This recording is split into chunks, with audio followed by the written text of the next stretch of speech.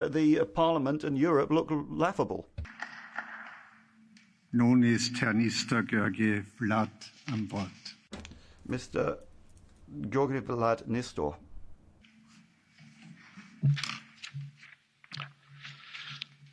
Stimați colegi, doamnelor și domnilor, mai întâi raportul. Thank you very much, President. Ladies and gentlemen. First of all, our colleague, Mr. Sanchez Amor, and his colleagues have drafted a very even-handed report. After some very extended negotiations, we have got some very clear points contained in this report, and therefore it is a report that we should support. Everybody knows that the situation in Turkey right now is problematic. It is not a country which is complying with principles of human rights, nor the rule of law, nor indeed is it conducting itself correctly vis-à-vis its neighbours. These are facts which we are all aware of. There is no need for me to reiterate this during this short amount of speaking time I have. But there's something that I would like to underline, and it is this. Turkey is, as has been said, a candidate country. And this is significant. It's a candidate country with which we have been negotiating for some time, and which on a number of occasions has stepped well outside the confines of democratic debate and conduct, and it has conducted itself indeed in a way which is far from proper vis-à-vis its interlocutors and the members of the European Union, to say nothing of members of NATO. And therefore the decisions which need to be taken are complex, but as complex as they are, they're extremely important. Thank you very much. Danke, Herr Kollege. Thank you very much. And now the next speaker will be Pedro Marques. You can come up to the podium. Thank you, Chair, Minister, Commissioner. I would really like to come here and be able to say that we have an improvement of the conditions necessary to strengthen the relation with Turkey. Unfortunately, that is not the case. If the current negative trend is not urgently and consistently reversed, negotiations cannot continue in business as usual format. Positive agendas, Commissioner, in this situation are really difficult to foresee. We are deeply concerned with human rights in Turkey and urge its authorities to guarantee media freedom, political freedom, freedom of speech on social media platforms. We express our support and commitment with a large pro-democratic and pro-European part of Turkey in Turkish society. A lot of challenges for Europe and its vicinity will be better handled through cooperation with Turkey. But the current path taken by Erdogan makes cooperation really, really difficult. Erdogan must change for the sake of Turkey and for the sake of its people and for the sake of its relations with Europe. Thank you.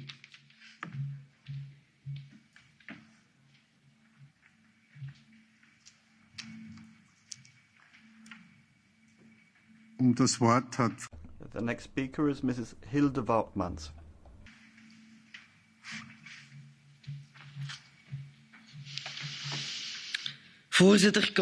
Mr. President, Commissioner, colleagues, when we talk about Sofagate, that incident was an undermining of the cooperation needed within Europe to play a positive role, but that's something we don't talk about enough. Our weakness in doing nothing about the way that Turkey is drifting away from the values that we stand for. Every year we discuss a progress report and analyse how far away Turkey is from a possible accession to the EU. Well, once again, it's actually not a progress report. It's a regression report. It's a report on how much backsliding has occurred, how much human rights have been buried, how far Mr. Erdogan has gone to oppose Europe with all sorts of threats and feints directed at undermining the EU and violating rights, using migration as a weapon, and following a foreign policy which is full square, running counter to our own. What do we want to do with this report, Commissioner? Is to get the European Union to stand firm. If the attacks on human rights, if this targeting of human rights defenders is not reversed, then we have to break off our negotiations with Turkey. This Turkey does not have a place in Europe. We should stop playing Erdogan's game. We should speak in plain language to Turkey now. Danke, Frau Kollegin. Thank you very much. The next speaker is Harald Wilimski. Vielen Dank für das Wort. Thank you very much. Ladies and gentlemen, we are discussing our progress report on Turkey in terms of the negotiations between the two parties. But I think that there is a major elephant in the room here, because really this report should be called a report on backsliding, not on progress. As we've heard constantly from the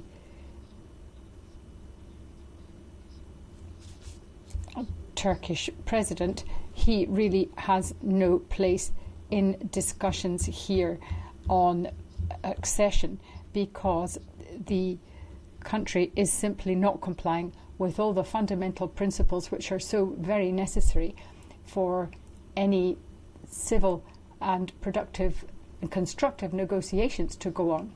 And therefore, ladies and gentlemen, I would ask you, do you really want to continue having discussions with some president who simply will not be civil even to one country like Austria, who's treated my president and our aviation lines and his rights to fly in the way that he has? Thank you. Kollege,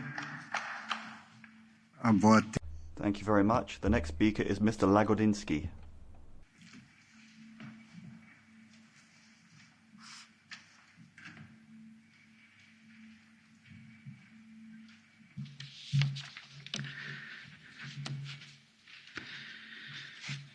Der Bericht, den wir The report that we will be adopting is not going to make everybody happy.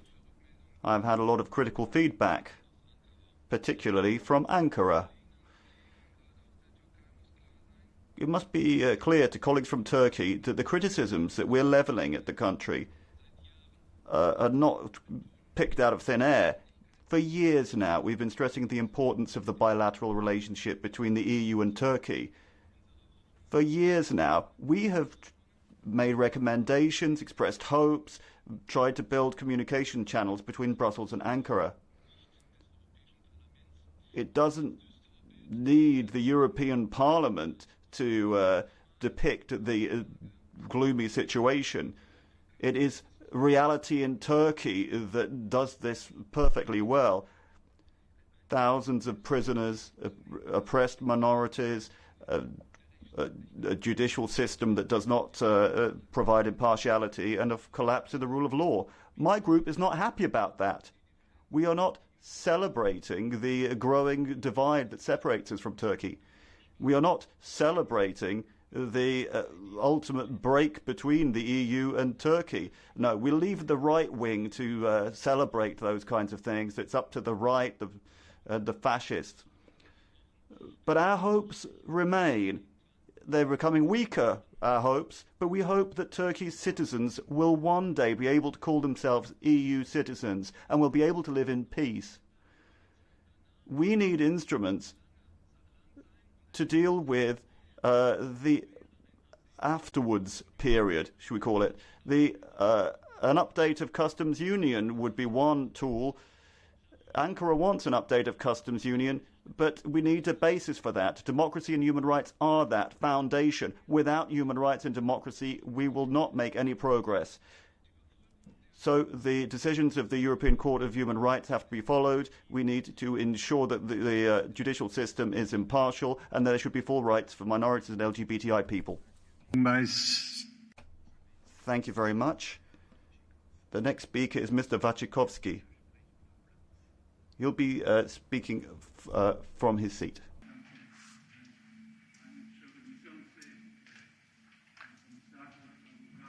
Micro, please. Ja, Danke. Thank you. Panie Przewodniczący, Panie Komisarzu. Mr. President, Commissioner, Rapporteur, I note with unease following Brexit that another country is being badly treated by us. Ankara has been waiting since 1964 to accede to the EU. I know it's a difficult partner, but Turkey is in a very difficult geopolitical situation. It has to contend with many crises, refugee crises, economic crises, migratory crises, and Turkey is being left alone to deal with these problems. I know that we criticize Turkey's domestic policy and its foreign policy with reason, but we are maintaining privileged relations with Turkey and Russia, who are seen by NATO as enemies. And I think the language of our resolutions in the European Parliament with regard to Turkey is very hostile. We need the help of Turkey on our southern flank. The accession process should be maintained open. If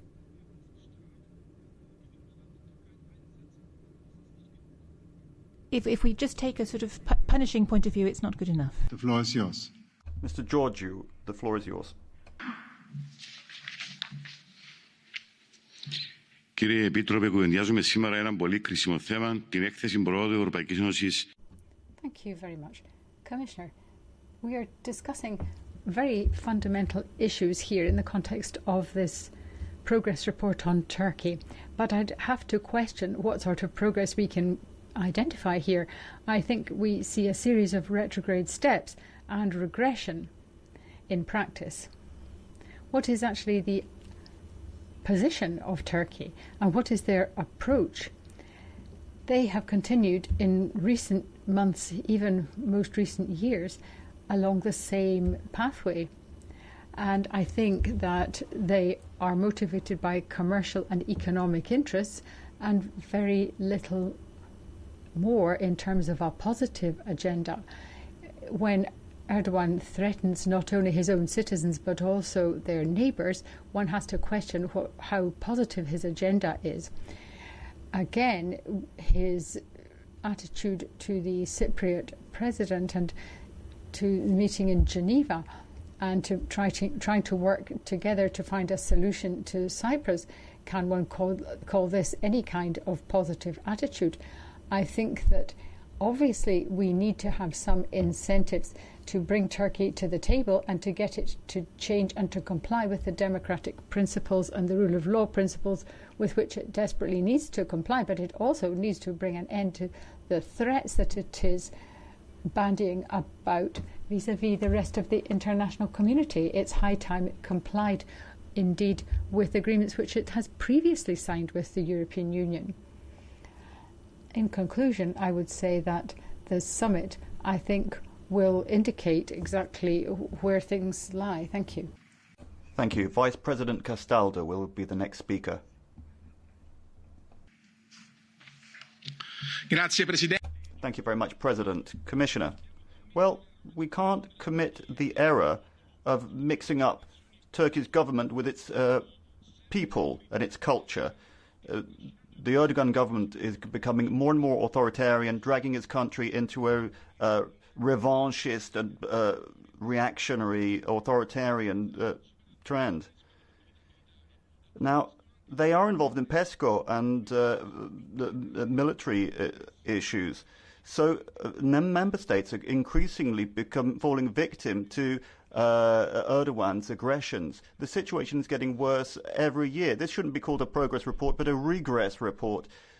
Since 2014, Ankara's government has been moving further and further away from the standards and values of the EU. Now we have to understand that he is not hurting the EU. he is hurting his own people, which should be a free and equal and free society. We need to show determination, cohesion and political vision. Those are the only things that Turkey will understand. Grazie. Das Wort hat Herr Michael Gahler has asked for the floor. Mr. President, colleagues, this year's report on Turkey is a very critical one, and it has broad political support. The reasons for the criticism is the policy pursued by Erdogan himself. I regret this situation because democracy is undermined, freedom of the press, even the parliament isn't able to perform its role properly if it differs from the government line. You should stop trying to ban the HDP president. It won't help you. It will just bring about further domestic confrontation. Because of this kind of behaviour and other domestic policy developments and foreign policy manoeuvres with regard to Armenia, Azerbaijan and behaviour vis-à-vis the EU, we really wonder whether Turkey wants to join the EU. But we are not going to do you the favour of completely cutting off the accession process, but we call on the Commission to say that if nothing positive happens, the negotiations should be formally frozen. That simply formally confirms the current state of affairs. Thank you, Mr. Gahler. The next speaker is Marie Arena. Please.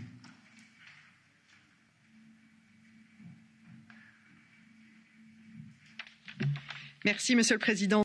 Thank you very much. It is indeed the case that since 2014, as the Minister has indicated, Turkey has been moving further and further away from democracy. That is to say, Erdogan's Turkey has done. It has become a repressive country in many respects, repressing journalists, lawyers, teachers, doctors who are rounded up, detained, imprisoned and even tortured. This is absolutely shocking. He doesn't stop at his own frontiers either, because Turkish nationals who are in Germany or Austria or even as far as Belgium are threatened with assassination by his henchmen. So it is high time the Council and the Commission put together a constructive policy programme between the EU and Turkey. But what could the content of such a positive programme actually be? The situation is quite problematic. What do we do about intellectuals, about human rights defenders? Would Erdogan let them out of prison? Will he actually implement the legal rulings? Will he actually protect the Kurdish minorities? These are the conditions that need to be fulfilled if we're going to have any sort of relationship with Turkey, the human rights conditionality. Thank you. Madame Nathalie Lesseau.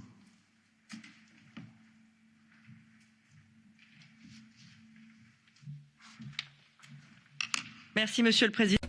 Thank you, President. Well, at this moment, we're looking at the situation in Turkey, but let's look back to the past.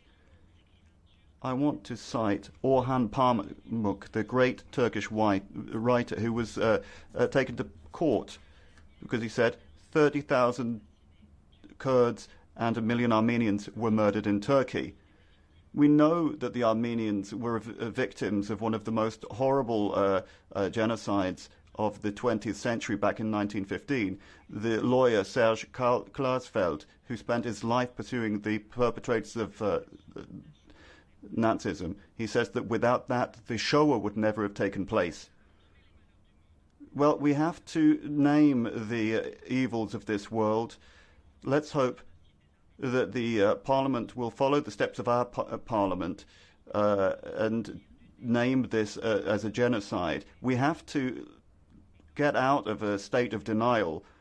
Paul Ricoeur, the French philosopher, said, "I support those who want justice to be rendered to the Armenian people, and they need to have their genocide recognized." Monsieur Jérôme Rivière. Merci, Monsieur le Président. Thank you, Mr. President. Colleagues, this European Union will never learn the lessons of ancient history or even those of last year. The report that will no doubt be adopted in Turkey is just an avowal of helplessness. Whatever Erdogan's autocratic regime does, it is mentioned in our report, but we seem to refuse to draw the appropriate consequences from this. Ankara is using the threat of Islamism to justify anything that it does.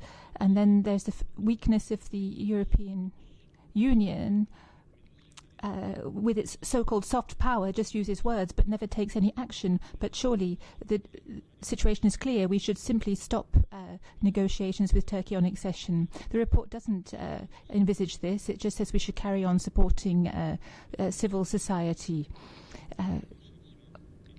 All we're doing is talking about good intentions, but we're just revealing the weakness of the model of the European Union.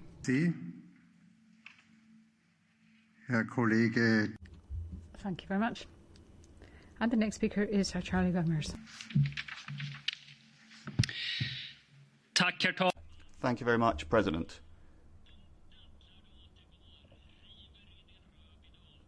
Right.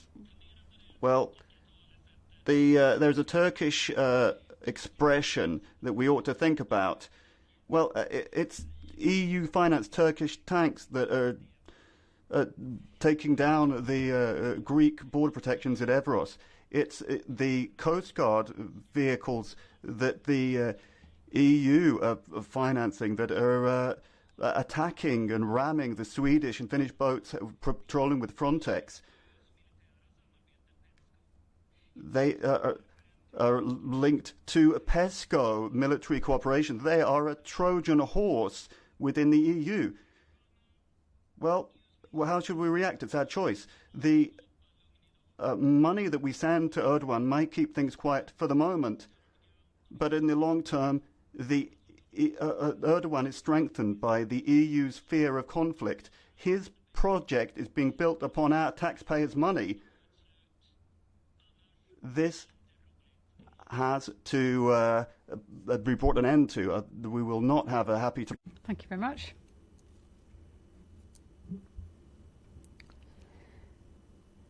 And the next speaker is Ms. Demirel. Dankeschön, Herr Präsident. Thank you very much, President. The EU-Turkey relations are at a crossroads, and it is important for us to realise that the human rights situation at the moment is clearly indicated in this report. That is the reality on the ground.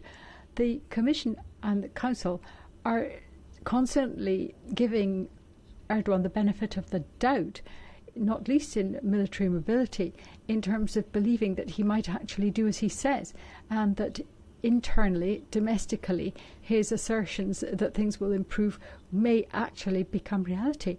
But the reality is actually what we see here. The reality is exactly what is going on in Turkey and is reflected in this report.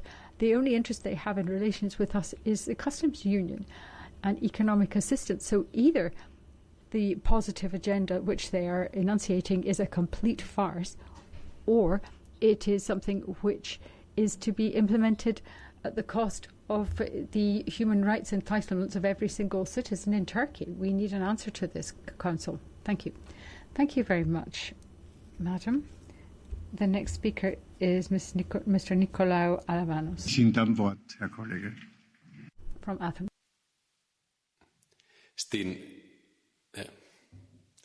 Στην τελευταία σύνοδο κορυφής. Thank you. At the latest summit,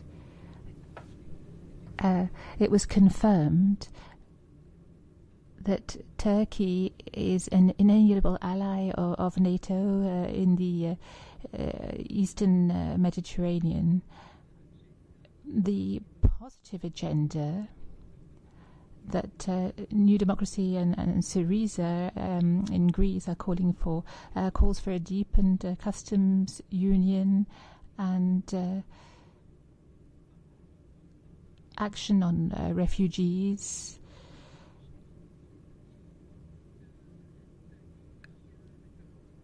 But threats of sanctions are countered by Turkey stressing its role in NATO.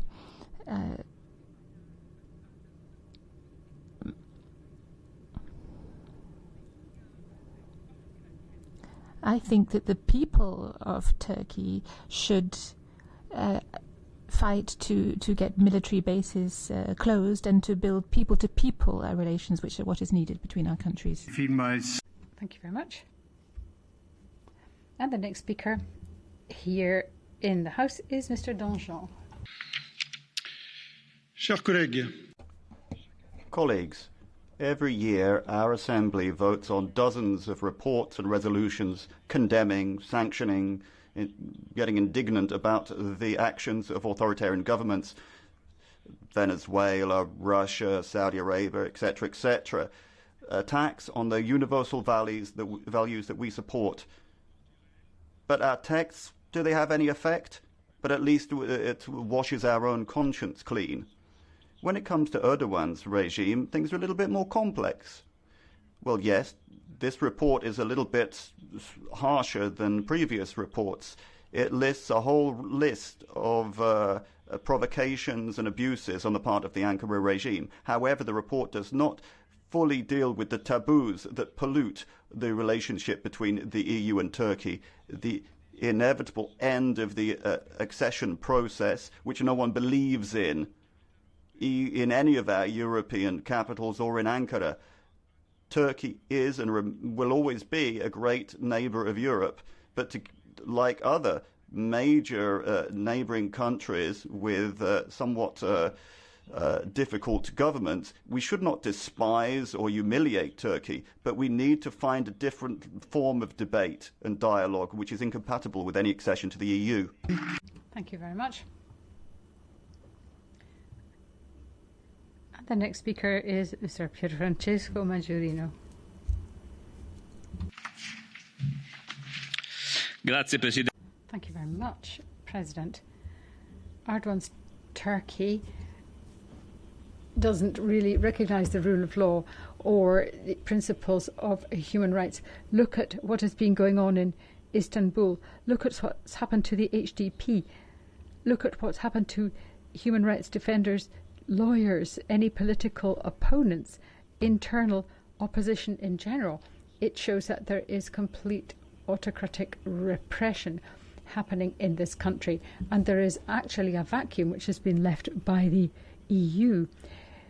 It is wider than just Turkey, because in Libya we see too that they are supporting the Palestinians, a people that have been abandoned too by our silence.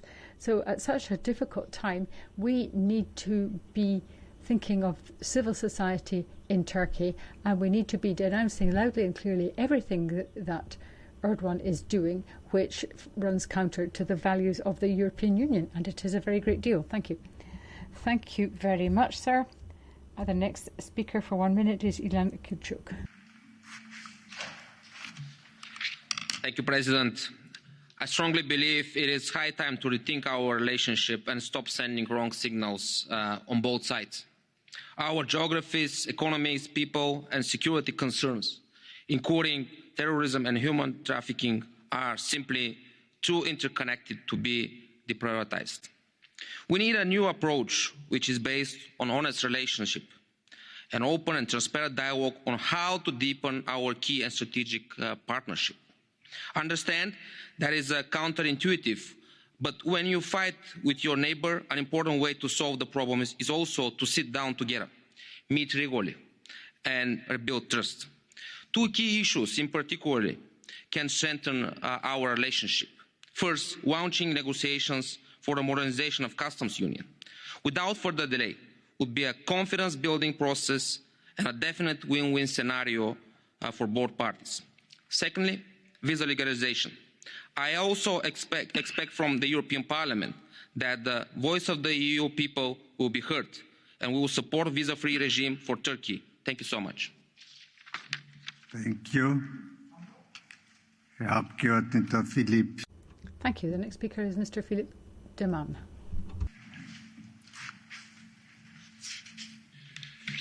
Collega's, ik kan mij... Thank you, colleagues. I can scarcely believe my eyes. Turkey is making a mockery of the agreements that we thought we'd reached. People are being tortured, detained, people are disappearing, the military holds sway, journalists, doctors, teachers are sacked, some are locked up. And Turkey is holding hostage half of the island of Cyprus. It is threatening us with a huge flow of refugees because it's threatening to withdraw from the Migration Pact, and yet it is deemed to be a partner in geopolitical and economic terms, and it is supposed to be a member of NATO. Yet it bombs Kurds, it bombs Armenians. Surely this is more a warmongering nation than a stable partner seeking to create an area of peace and stability in the Mediterranean. How naive can we possibly be? Thank you. Ich bitte nun... Thank you very much indeed, sir. Our next speaker is Joachim Stanisław Brudzinski. Bardzo dziękuję, panie przewodniczący. Thank you very much, President. Well, whatever the difficulties we may be having between Turkey and the European Union, Turkey has to be made part of the West. We have to allow Turkey to have its European perspective, and we need to support the pro-European part of the population. When it comes to security and the struggle against terrorism, we need cooperation. It's in the interests of both sides. That also applies to migration policy. Our cooperation must be intensified so that we can combat human smugglers.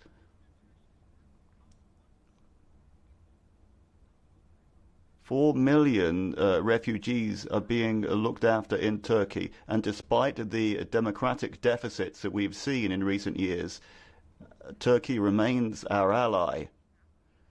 It remains our ally within NATO, and it's also a genuine... Thank you very much indeed. And the next speaker is Mr. Puigdemont y Casamajo. Thank you, President. Dear Rapporteur, in the report you rightly mentioned that Turkey mocks international law. And among many examples, the report says, Article 21.21, the Turkish judiciary is also disregarding decisions adopted by the UN mechanisms, such as the UN Human Rights Committee and the Working Group on Arbitrary Detention. How do you expect Turkey to take us seriously if there are European Union states like Spain that are doing exactly the same? This same working group issued 2 reports calling for the release of Catalan political prisoners, but Spain did exactly the same as Turkey. They did ignore them. How can we criticize Turkey for doing the same as EU member states are doing? I wonder what the answer will be if Turkey asked us this question. Thank you very much. Danke.